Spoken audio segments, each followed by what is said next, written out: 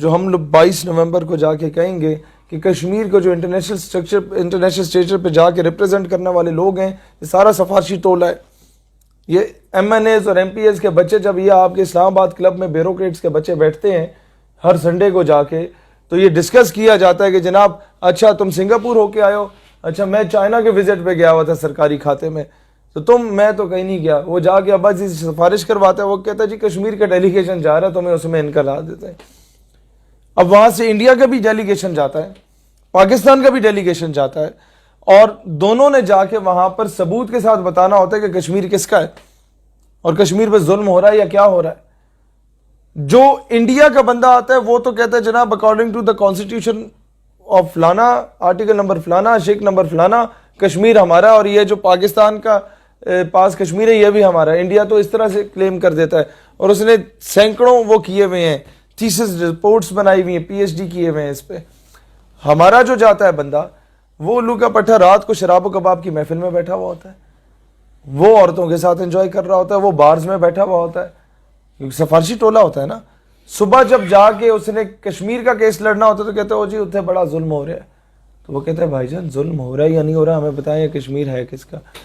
جی ہوتے اڈا ہے، کوئی ثبوت نہیں. ثبوت نہیں کیڑی گل ہے جناب، وہ اڈا ہے نا جی. مطلب آپ یہ بتائیں کہ جب آپ کے پاس کوئی فیکٹس اینڈ فگرز ہوں گے ہی نہیں، جب آپ کے پاس کوئی لاجیکل پوائنٹس ہوں گے ہی نہیں، آپ کس طریقے سے کشمیر کیس کو ڈیفینڈ کریں گے؟ یہ سفارشی ٹولہ.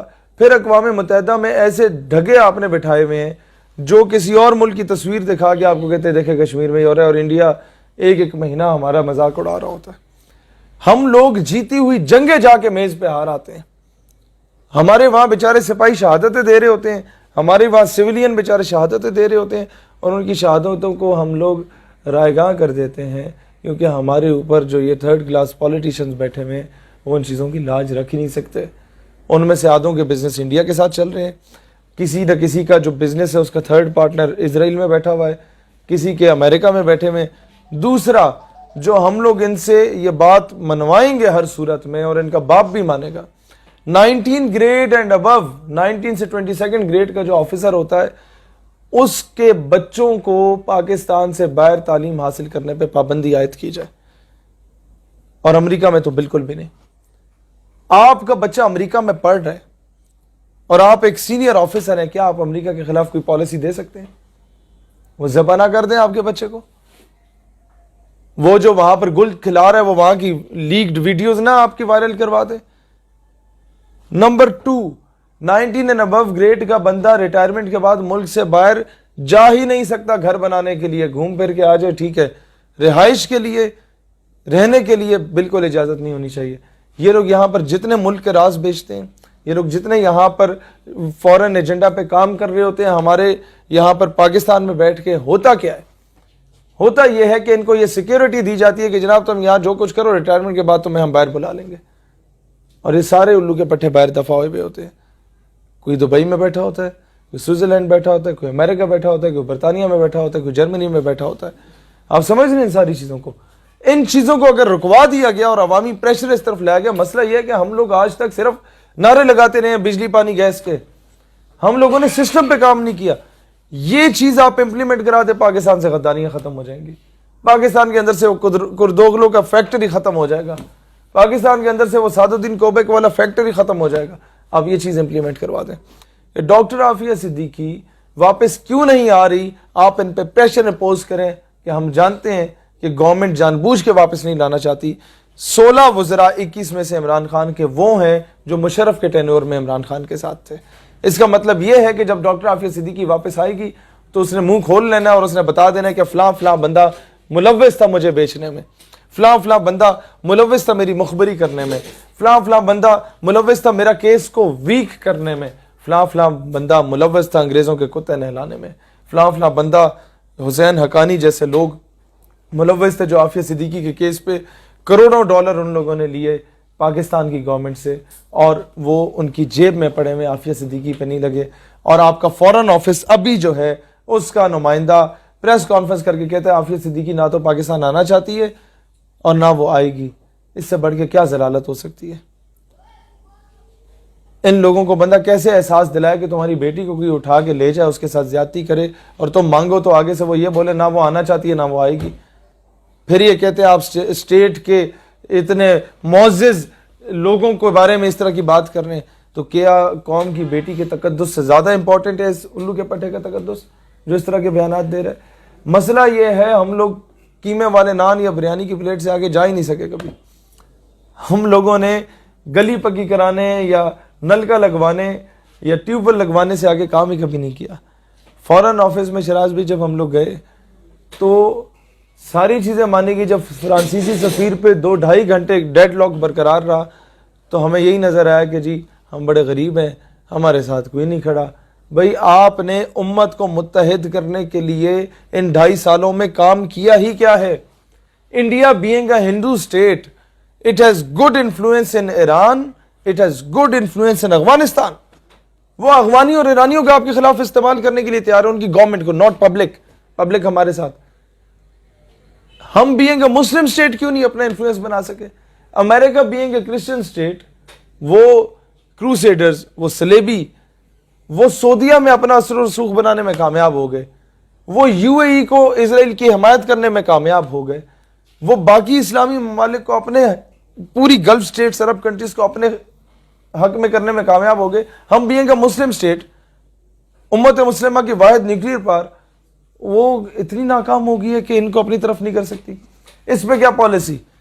خان صاحب کا جو 300 کنال کا بنی گالا کا پلاٹ ہے اس کو بیچ کے 5 سٹار سطح کی ایک یونیورسٹی بنوائی جائے جہاں پر عرب شیخوں کے بچوں کو بلا کے ادھر پڑھایا جائے، انہیں ان کی فیسلٹی دیں، انہیں پروٹوکول کی گاڑیاں دیں، انہیں سیکیورٹیاں دیں، انہیں جناب ایران کے یہ جتنے وہاں کے سپریم لیڈرز ہیں ان کے بچوں کو پڑھایا جائے، افغانیوں کے بچوں کو جو ان کی بیوروکریسی ہے، ان کی جو منسٹرز ہیں، ان کے بچوں کو یہاں پڑھایا جائے.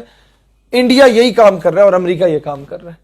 انڈیا ایران اور افغانستان کے بچوں کو پڑھا رہا ہے اور پاکستان کے مخالف بنا رہا ہے. امریکہ ان عرب ممالک کے شیخوں کے بچوں کو پڑھا رہا ہے اور اسلام بیزار بنا رہا ہے. ہم لوگ کیا ان کے بچوں کو بلا کے کسی بہانے پڑھا کے ان کے اندر وہ عشق مصطفیٰ کی شمع دوبارہ فروزہ نہیں کر سکتے؟ ہم کیا ان کے بچوں کو یہاں مفت میں اسکالرشپ پہ پڑھا کے کیا امت کی نمائندگی کے لیے وہ تڑپ، وہ عشق، وہ حریت کا جذبہ ان کے اندر نہیں انکلکیٹ کر سکتے؟ ہم کر سکتے ہیں، ہم کرنا نہیں چاہتے. نواز شریف کا بزنس انڈیا کے ساتھ ہے، وہ انڈیا کے خلاف کیوں بات کرے گا؟ عمران خان کے بچے باہر ہیں، وہ ان کے خلاف بات کیوں کرے گا؟ زرداری کا بزنس باہر ہے، وہ ان کے خلاف بات کیوں کرے گا؟ آپ سمجھ رہے ہیں ان چیزوں؟ فورن آفس امت مسلمہ کی نمائندگی کرتے ہوئے جس دن فرانس کا معاملہ بنا تھا اگلے دن ہی ڈیلے کی لوہا گرم تھا نا، جس طرح مولڈ کر دو وہ ہو جاتا. فورن فرانسیسی سفیر کو اگر حکومت بھیج دیتی، عمران خان کا گراف طیب اردگان سے اوپر ہوتا. لیکن ان لوگوں کو یہ شاید توفیق نہیں ہوئی، بزدل ہیں، بغیرت ہو چکے ہیں. یہ اگر یہ کام کر لیتے، امت کا ہر فرد، عرب کنٹریز کا جو عشق رکھنے والا نوجوان ہے نا یا ایک عام آدمی ہے، وہ اپنے سارے بینک اکاؤنٹ سے پیسہ نکال کے پاکستان بھیجنے کو تیار ہوتا کہ تمہارا اگر معاشی طور پہ کوئی لاس ہوا ہے تو ہم پورا کرنے کو تیار ہیں. لوگ ہیں اس طرح کے. کویت والوں نے نہیں سارا سامان پھینک دیا اپنی دکانوں سے نکال کے؟ کویت کے، قطر کے لوگ ٹھیک ٹھاک امیر ہیں، وہ آپ کو دینے کو تیار ہوتے. اور پھر ہر مسلمان اپنے حاکم وقت کا گریبان پکڑتا کہ یار جب پاکستان کر سکتا ہے تو تم کیوں نہیں کر رہے؟ پاکستان ایک غریب ملک ہوتے ہوئے کر سکتے ہے تو تم کیوں نہیں کر رہے؟ لیکن اس وقت یہ موقع تھا کہ ہم لوگ بہت کچھ کر سکتے تھے، لیکن ان بزدلوں کے شاید انہیں وہ توفیق نہیں تھی. اور اب یہ ہمارے سامنے رو رہے ہیں ہمارا یہ نقصان ہو سکتا ہے، ہمارا وہ نقصان ہو سکتا ہے. بھئی اس سے بڑھ کے کیا نقصان ہے کہ حضور علیہ السلام کی شان میں توہین ہوئی ہے اور سرکاری سطح پہ ہوئی ہے. پہلے تو 1-2 بدبخت ٹائپ کے لوگ کرتے تھے، اب تو ایسے حرامزادے پیدا ہو گئے ہیں کہ سرکاری سطح پہ کر رہے ہیں. No one is there to stop them. اور آپ کا وزیر اعظم اتنا بزدل ہو چکا ہے کہ وہ بوسنیا کے ہیڈ آف سٹیٹس کو بلا کے یہاں پر پریس کانفرنس میں کہتا ہے کہ ہم دونوں جو ہیں مذمت کرتے ہیں جو مسلمانوں نے وہاں قتل کیا. آپ کو تو یہ سٹیٹمنٹ دینی چاہیے تھی کہ بھئی کولیٹرل ڈیمیج میں جس طرح افغانستان اور وزیرستان میں امریکہ کہتا ہے کہ عام آدمی بھی بیچارہ مر جاتا ہے، تو ٹھیک ہے نا، عام آدمی بھی بیچارہ مر گیا، بیچ میں اگر کوئی گستاخ نہیں تھا وہ بھی مر گیا تو خیر ہے، کولیٹرل ڈیمیج نہ کرتے حرامزاد کی. یہ تو کچھ بھی نہیں ہے، 2-4 بندے مرے، یہاں تو ہزاروں لاکھوں لوگ شہید ہوئے بیچارے. اور امریکہ کہتا ہے خیر ہے جی، وہ ایک دہشت گرد ہم نے ڈھونڈنا تھا، اس مد میں سارے مار دیے. دہشت گرد انہیں عراق میں نہیں ملا، عراق تباہ کر کے ایران کا رخ کر دیا، وہاں نہیں ملا. وہ تباہ کر کے سیریا کا رخ کر دیا، وہاں نہیں ملا. لیبنان کا رخ کر دیا، وہاں نہیں ملا. اصل میں انہوں نے آئل ریزروز پہ قبضہ کرنا تھا، وہ یہ کر چکے. انہوں نے کول ریزروز پہ قبضہ کرنا تھا، وہ یہ کر چکے. پوری دنیا کی معیشت، اسلامی ممالک کی معیشت کو نچوڑ کے کھا چکے ہیں یہ لوگ. اور ہم لوگ آج بھی ان کی غلامی پہ ڈٹے ہوئے ہیں. ہم لوگ امریکہ کو گالیاں ضرور دیتے ہیں، لیکن امریکہ کی غلامی سے نجات حاصل کرنے کے لیے عملی طور پہ ہماری گورنمنٹ کوئی کردار ادا نہیں کر رہی. اس غلامی سے آزادی کے لیے سب سے پہلا طریقہ یہی ہے، فورن پالیسی مضبوط ہو. آپ امریکہ کو، بھارت کو اگر کہتے کہ فورن پالیسی اچھی ہوتی ہے، ہم جنگ نہیں کرنا چاہتے، بھائی بناؤ نا، باپ تو نہ بناؤ. There is hell lot of difference between بھائی اینڈ باپ. برابری کی سطح پہ بیٹھ کے آنکھوں میں آنکھیں ڈال کے بات کرنا سیکھو. یہ کیا بات ہوئی کہ کمیوں کی طرح ہم لوگ بولیں گے جناب امریکہ کی اسمبلی میں کشمیر کا معاملہ آ چکا ہے. امریکہ کو ہم نے باپ بنایا، ہماری طرح کا ایک ملک ہے، بس ٹھیک ہے. Who is America to sort out Kashmir issue؟ یہ ہمارا ایشو ہے، ہم نے سالو کرنا ہے. اپنے حصے کی جنگ ہم نے خود لڑنی ہے. ایک بندہ روزانہ تو ایک دن آپ اس کا دروازہ کھٹکھٹائیں گے، وہ آپ کو 10 روپے دے گا. دوسرے دن کھٹکھٹائیں گے، تیسرے دن وہ بھی شکل بنائے گا. اپنے حصے کی جنگ بھی خود لڑنی پڑتی ہے. اور آپ اللہ کو ڈینائی کر کے یہ کہہ رہے ہیں کہ جی یہ یہود و نصارہ ہماری مدد کریں گے آ کے بت پرستوں کے مقابلے میں. سوال ہی پیدا نہیں ہوتا. نہ ہی ان منگولوں نے مدد کرنی ہے، میں انڈائریکٹلی بتا رہا ہوں، نہ یہود و نصارہ نے کرنی ہے. آپ لوگوں نے اپنی فورس خود بنانی ہے، آپ لوگوں نے اپنی اسٹرانگ لابی خود بنانی ہے. اور یہ سب سے بہتر طریقہ آپ کے پاس سوشل میڈیا کا ہے. گورنمنٹ کرے نہ کرے، جو اس کا کام ہے، گورنمنٹ کو مجبور ہم نے کرنا ہے. سوشل میڈیا ٹول نہیں ہے، یہ ویپن ہے، ہتھیار ہے. پوری دنیا کے مسلمانوں سے رابطہ استوار کریں. میں اکثر دوستوں کو کہتا ہوں یہ جو پاپا کی پرنسس کی آئی ڈیز کو جا کے ہم لوگ ریکویسٹیں بھیج رہے ہوتے ہیں، اس سے بہتر نہیں ہے کسی سعودی کو ریکویسٹ بھیج دو، کسی قطری کو ریکویسٹ بھیج دو، کسی فلسطینی کی ریکویسٹ بھیج دو. انٹرنلی تمہارا سٹرکچر اتنا مضبوط ہو جائے کہ دنیا میں کہیں کوئی الٹا سیدھا حرکت ہو، آپ لوگ آپس میں اتنے ویل کنیکٹڈ ہوں، کہیں پر کوئی آپ نے فنڈز جنریٹ کرنے ہو، سیدھا اسے بھیجو، پیسے میں بھیج رہا ہوں، جا کے فلانے کو فارغ کر کے آؤ. اتنا اسٹرانگ نیٹ ورک آپ کا ہونا چاہیے کہ فلاں بندہ ہی اسپیکنگ اگینسٹ اسلام، یہ سازش کر رہا ہے یا یہ پاکستان کے بارے میں کر رہا ہے. ہمارا اپنا امت مسلمہ کا ان ٹوٹیلٹی، یہ 2 بلین مسلمان، 200 کروڑ مسلمانوں کا انٹیلیجنس نیٹ ورک اتنا اسٹرانگ ہونا چاہیے آپس میں. جب ہمارے یہ بڑے، یہ جو ڈھگے، یہ جو سٹیک ہولڈرز، یا یہ جو تھنک ٹینکس تو ہیں ہی نہیں نا، یہ جب کر ہی کچھ نہیں رہے. 6 مہینے پہلے انڈیا میں آپ کو یاد ہے احتجاج ہوئے تھے پورا ہندوستان میں، وہ مسلمان نکلا تھا سٹیزنشپ ایکٹ کے خلاف، کروڑوں مسلمان سڑک پہ تھا. ہم لوگ اتنے الو کے پٹھے ہمارے اوپر بیٹھے ہوئے ہیں کہ ہم لوگوں نے اسے یوٹیلائز ہی نہیں کیا. ہم ہندوستان سے بنگلہ دیش کے اور بلوچستان میں ظلم کے، KPK میں پروپیگنڈا کے، سندھ کے پروپیگنڈا کے سارے بدلے اتار سکتے تھے.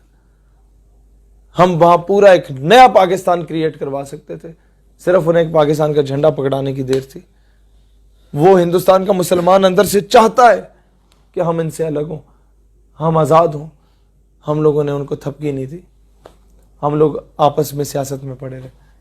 تو یہ لوگ جب کچھ نہیں کرتے تو اب یہ کردار ہمیں ادا کرنا چاہیے. یہ موقع ہم گوا بیٹھے، جو 70 سالوں میں ایک ہی مرتبہ ہمیں ملا تھا، وہ گوا بیٹھے. اگلی بار کوئی ایسا موقع ہو تو ہم نہ گنوائیں. یہ ٹیکنیکلی اپنی قوم کی تربیت ہم لوگوں نے 22 نومبر لیاقت باغ جلسے سے شروع کرنی ہے انشاءاللہ تعالی. آپ کو وہاں ترکی کے جھنڈے نظر آئیں گے عوام میں، آپ کو وہاں آذربائیجان کے جھنڈے نظر آئیں گے، آپ کو وہاں سلطنت عثمانیہ کے جھنڈے نظر آئیں گے، آپ کو وہاں امارت اسلامیہ کے جھنڈے نظر آئیں گے انشاءاللہ. آپ کو وہاں پر ایک امت کا درد رکھنے والا وہ جلسہ نظر آئے گا. ایک ایسا پاور شو ہوگا جس میں کوئی سیاسی ایجنڈا نہیں ہوگا، وہ پوری امت کی نمائندگی کر رہا ہوگا انشاءاللہ تعالی. اور ایک اور چیز جس پہ انڈین میڈیا روتا رہے گا پورا 1 مہینہ، وہ ہم خالصتان کے اس سکھ کو بلا کے خالصتان کا جھنڈا بھی اس سے لہرا دیں گے کہ ہم ہندوستان سے علیحدگی چاہتے ہیں. یہ پٹتا رہے گا کہ پاکستان ہمارے ساتھ کر کیا رہا ہے، اور پاکستان کی گورنمنٹ کہے گی یار ایسی تو نہیں ہے، پتہ نہیں عوام کی کر رہی ہے.